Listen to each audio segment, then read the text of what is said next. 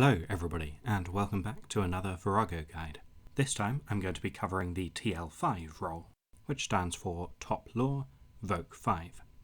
It's a pretty chill role, with less to do than either the base or the bomb, so it's a really nice way to get started with taking a bit more responsibility during the fight. It should hopefully be a fairly short guide, so I'm going to go straight ahead and jump into it.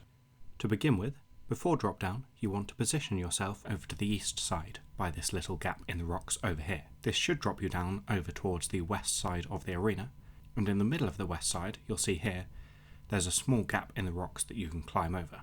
You want to be doing that as soon as Vorago drops down, and then your aim is to climb around the edge of the arena to get to the spot that you'll be provoking Vorago from. So once you're through the fissure, climb up the rocks, surge to the north here and climb up the second set, run or surge to the north, and jump over the gap on the north wall, and then you want to be going all the way to the precipice over here. When you're there, provoke Vorago, and then walk 2 steps back and 2 across, like so. This will position Vorago right next to the spot that you provoked him from.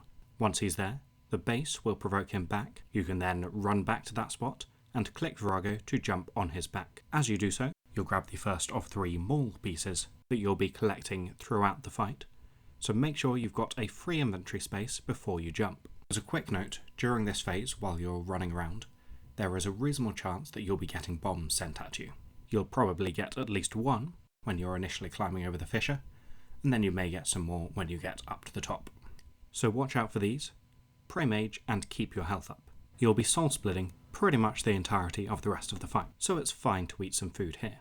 You can resonance the blue bombs to get a bit of a heal from, but do be aware that you can't do this for the red bombs. Once you jump down, Vorago should hopefully be almost phased, and so we'll go straight into Phase 2. If you've seen any of my other guides, you'll know that Phase 2 is when the first sets of bleeds start happening.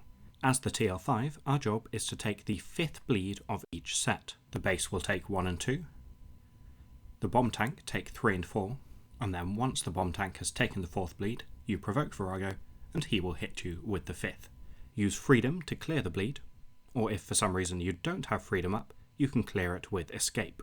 Again, communication with your team is important here, and as I mentioned in my base guide, it's helpful if you can provoke Vorago from melee distance to avoid accidentally repositioning him. After the 5th bleed, the base will provoke Vorago back, and Vorago will go into his reflects as normal. This cycle will happen 4 times throughout the phase.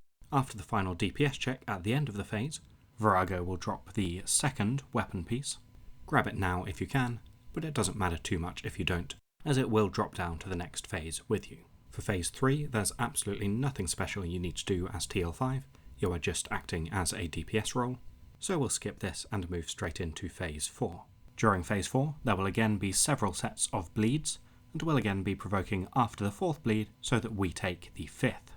On the way out of the 3rd waterfall, Vorago will drop the 3rd and final weapon piece. Grab it, and then click on a piece in your inventory to assemble them all. Finally, we are into Phase 5. You want to assemble them all as soon as possible, because if you have the 3 pieces unassembled, you'll repeatedly take 100 points of damage until you put them together. Phase 5, once again, we're mostly just acting as a DPS, trying to push Vorago back. But as the TL5, we get one final, very important job to do. Once Vorago gets all the way to the far side, surge into melee distance with him, and click on the maul in your inventory to use it on Vorago and finish him. And you get a lovely cutscene of you climbing up his back and looking super cool. And that's it.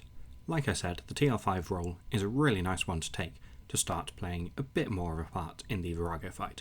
I definitely encourage you to give it a go if you've only been DPSing so far. I hope you enjoyed this guide. Thank you very much for watching, and I will see you for the next video.